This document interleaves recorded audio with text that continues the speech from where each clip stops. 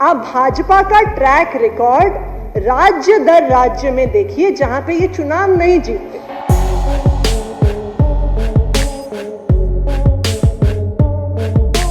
इनको लगता है कि लोकतंत्र में जब चुनाव होते हैं, हम चुनाव जीत गए तो अच्छा है, तो हम सरकार बना लेंगे। हम चुनाव नहीं भी जीते तो हम सीधी तरीके से नहीं तो कहीं ना कहीं से तो हम उल्टे सीधे तरीके से सरकार हम बनाएंगे और शासन हम चलाएंगे।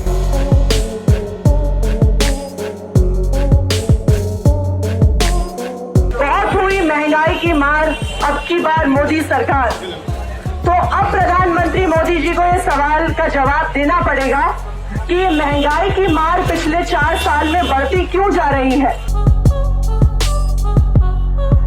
तो आज 4 साल बाद बीजेपी की सरकार को, मोदी जी की सरकार को इस बात का जवाब देना पड़ेगा कि ऐसा कैसे हो जाता है कि जो बड़े बड़े पूंजीपति हैं उनके तो बैंक बैलेंस बढ़ते जाते हैं।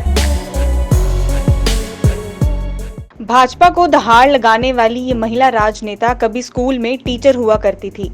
एक होनहार स्टूडेंट और बतौर अध्यापक काम करने वाली इस महिला राजनेता ने आज दिल्ली के सरकारी स्कूलों की काया ही बदल डाली। हम बात कर रहे हैं आतिशी मरलेना सिंह की। वो आतिशी जिन्होंने दिल्ली में स्कूलों की स्थिति को बेहतर बनाने के लिए अपना बेहतरीन योगदान दिया। जनता तय करेगी कि सरकार कौन बनाएगा, सरकार कौन चलाएगा। ये अंग्रेजों की सरकार नहीं है जहां पे भारत की जनता कुछ भी चाहती, लेकिन सरकार अंग्रेज ही चलाते थे, वाइसरॉय चलाते थे, ब्रिटेन से महारानी चलाती थी सरकार। आज भारत लोकतंत्र है, लेकिन समस्या क्या है कि हालांकि इस सदन में गांधी जी की फोटो भी लगी हुई है, जवाहरलाल नेहरू की, सुभाष चंद्र बोस की, हमारी जो भाजपा के साथ मैं मानती हूँ संसद में भी लगी हुई है इन सब की फोटो, लेकिन हमारे जो भाजपा के साथी हैं, कुछ यहाँ पे बैठे हैं, कुछ संसद में बैठे हैं, इस लोकतंत्र में इनका विश्वास नहीं है। ये इनकी समस्या है। इनको लगता है कि लोकतंत्र में जब चुनाव होते हैं, हम चुनाव जीत गए तो अच्छा है, तो हम सरकार बना लेंगे। हम चुनाव नहीं भी जीते तो हम सीधी तरीके से नहीं तो कहीं ना कहीं से तो हम उल्टे सीधे तरीके से सरकार हम बनाएंगे और शासन हम चलाएंगे। और मैं ऐसे दिल्ली की बात नहीं कर रही। आप भाजपा का ट्रैक रिकॉर्ड राज्य दर राज्य में देखिए जहां पे ये चुनाव नहीं जीतते। जहां पे ये चुनाव नहीं जीतते वहां पर हमने गोवा में देखा, हमने कर्नाटका में देखा, हमने मणिपुर में देखा, हमने अभी मध्य प्रदेश में देखा कि भाजपा को इससे कोई फर्क नहीं पड़ता है कि वो चुनाव जीते या ना जीते। वो चुनाव जीत जाते हैं तो सरकार बनाते हैं, चुनाव नहीं जीतते तो विधायक खरीद के सरकार बना लेते हैं। क्योंकि इन सारे राज्यों में भाजपा तो चुनाव जीती नहीं थी, जीती तो और पार्टियां थी। डेमोक्रेटिक मैंडेट किसी और पार्टी को मिलता है, लेकिन जो अभी मनीष जी सुबह कह रहे थे कि देखिए 6 बजे के बाद बिल पढ़ने का टाइम तो होता नहीं है, क्योंकि भाजपा वालों को लगता है कि शाम को तो विधायक खरीदने का समय है। तो भाजपा की समस्या ये है कि इनका लोकतंत्र पे विश्वास नहीं है।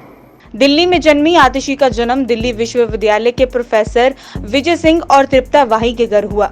वह दिल्ली में ही पली बड़ी और साल 2001 में उन्होंने सेंट स्टीफन कॉलेज से इतिहास में स्नातक किया और रोड्स स्कॉलर के रूप में ऑक्सफोर्ड विश्वविद्यालय में अध्ययन किया।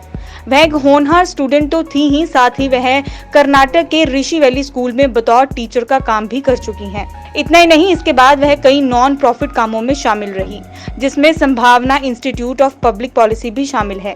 मुख्यतः उनकी रुचि की झलक दिल्ली के स्कूलों की बदलती तस्वीर में देखी जा सकती है। वोट का फैसला एक बार हो गया तो 5 साल तक हम उसे बदल नहीं सकते हैं। मोदी जी कहते हैं हम स्कूल के लिए जमीन नहीं देंगे। जब अरविंद केजरीवाल कहते हैं हमें नए अस्पताल बनाने हैं, तो मोदी जी कहते हैं अस्पताल के लिए जमीन नहीं देंगे।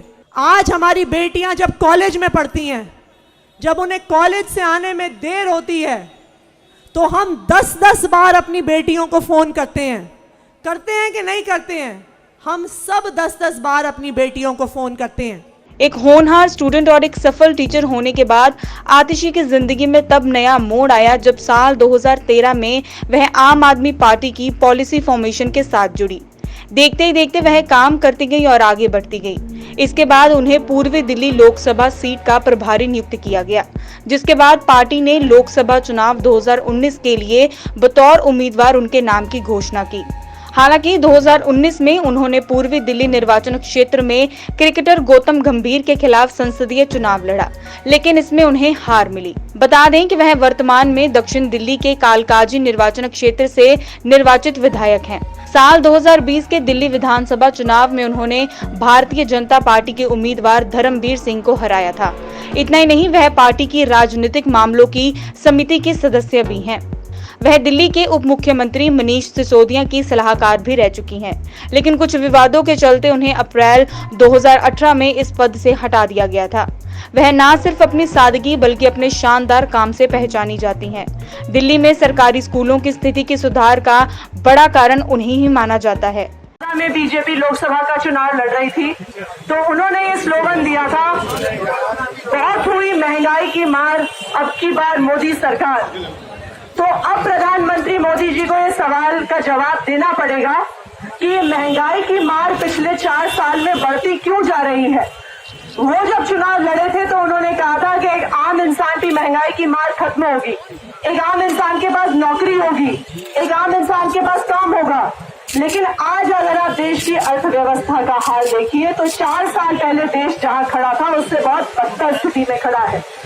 जब पेट्रोल का दाम बढ़ता है, डीजल का दाम बढ़ता है, तो सिर्फ एक चीज का दाम नहीं बढ़ता, हर चीज का दाम बढ़ता है।